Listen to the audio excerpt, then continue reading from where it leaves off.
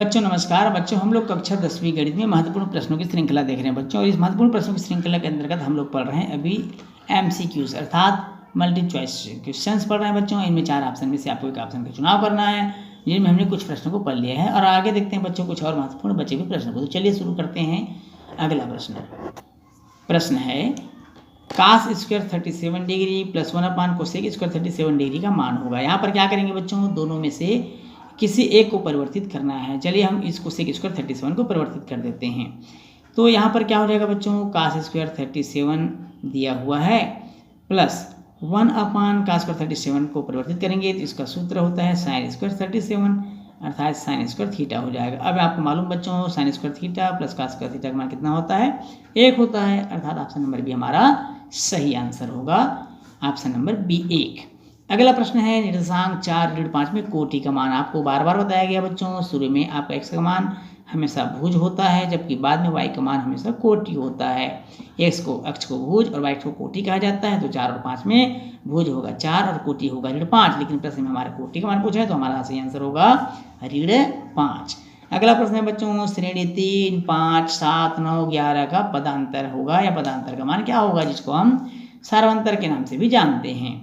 तो आपको मालूम बच्चों, पदांतर में बाद वाले पद में पूर्व पद को घटाया जाता है, अर्थात 5 में हम 3 घटा देंगे तो हमको प्राप्त हो जाएगा 2, 7 में 5 घटाएंगे तो भी 2 मिलेगा, 9 में 7 घटाएंगे तो भी 2 मिलेगा, 11 में 9 घटाएंगे तो भी 2 मिलेगा, अर्थात सही आंसर हमको मिलेगा ऑप्शन ए 2।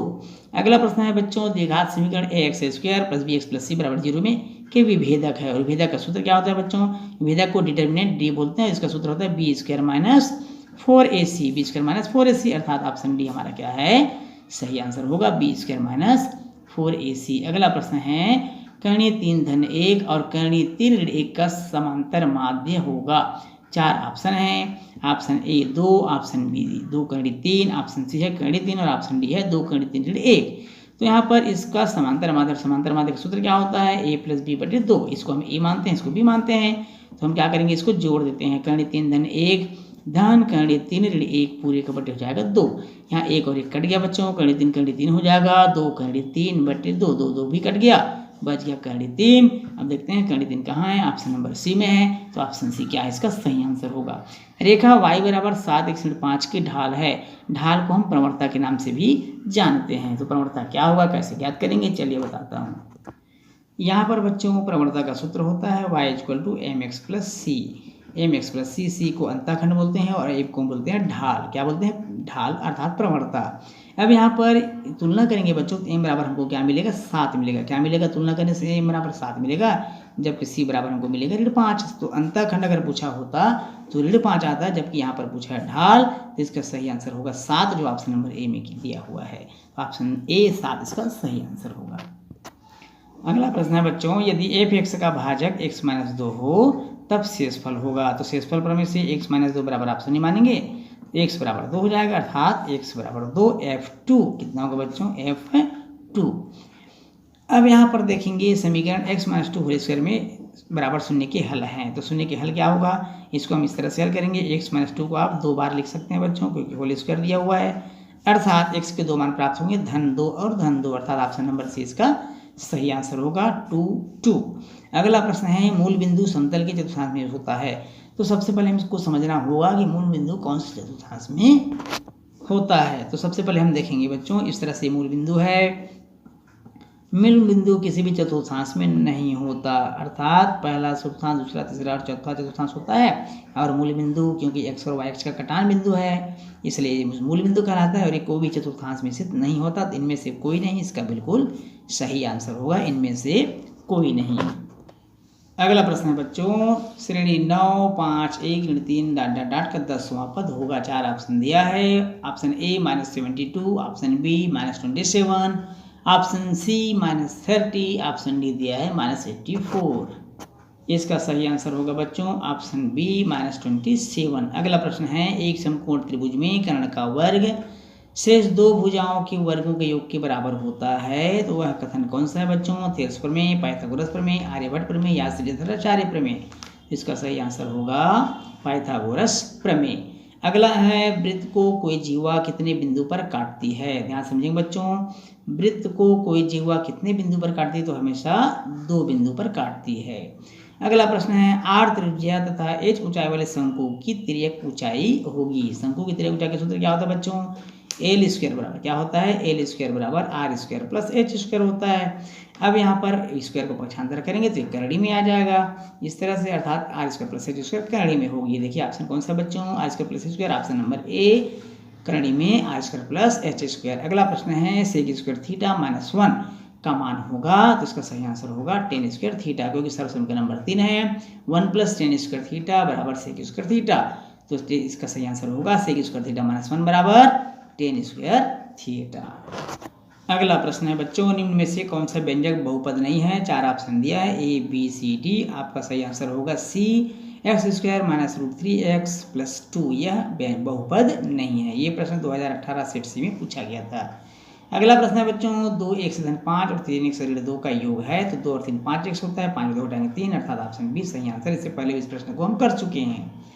अगला प्रश्न है बच्चों बहुपद एक्स स्क्वायर बहुपद A x square plus B x plus C के शून्य को का योगफल होगा माइनस बी बटे ए। बहुपद एक्स स्क्वायर माइनस 9 के शून्य है बच्चों, 0 और 3।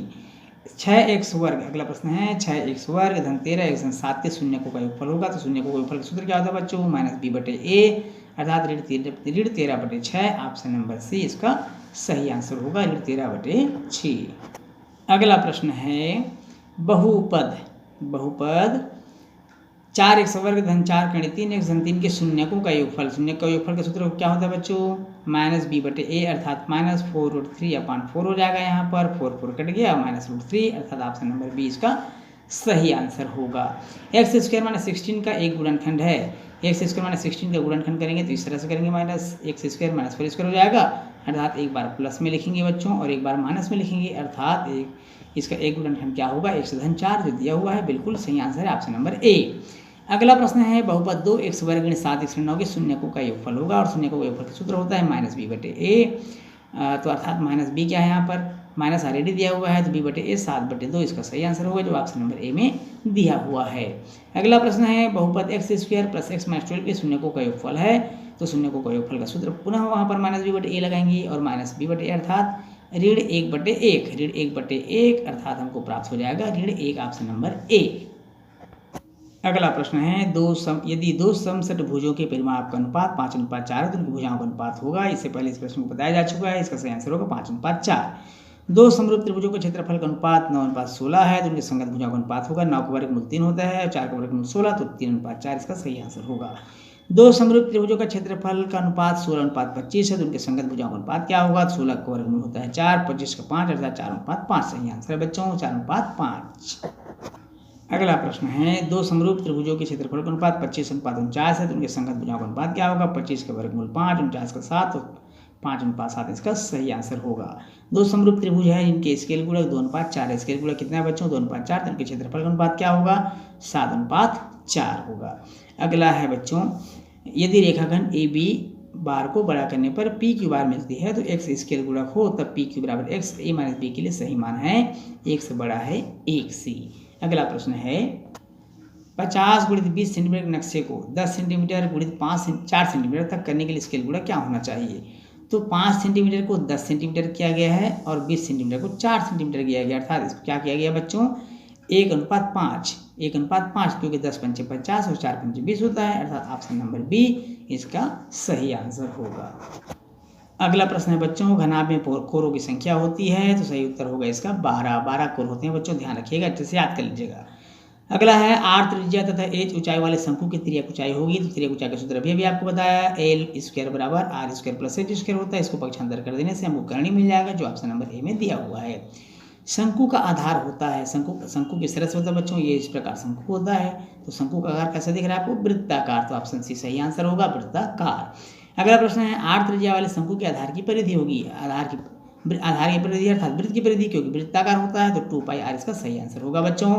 अगला प्रश्न है 6 सेंटीमीटर त्रिज्या तथा 8 सेंटीमीटर ऊंचाई वाले शंकु की तिर्यक ऊंचाई होगी, और शंकु की तिर्यक ऊंचाई का सूत्र आपको भी बताया था, उसी सूत्र से हम निकालेंगे √6 का वर्ग धन 8 का वर्ग, अर्थात 6 × 6 = 36 और 8 × 8 = 64 करनी 100 और 100 का वर्गमूल कितना होता है बच्चों 10 होता है, अर्थात ऑप्शन नंबर ए बिल्कुल इसका सही आंसर होगा।